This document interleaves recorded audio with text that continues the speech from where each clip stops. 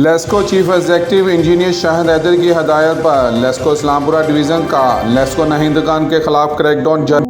जी बिल्कुल, LESCO chief executive engineer Shahid Haider की हदायत पर लेस्को इस्लामपुरा डिवीज़न ने लेस्को नाहिंदगान के खिलाफ कार्रवाई करते हुए सरकारी व निजी इमारत के सप्लाई मुनक़ता कर दी।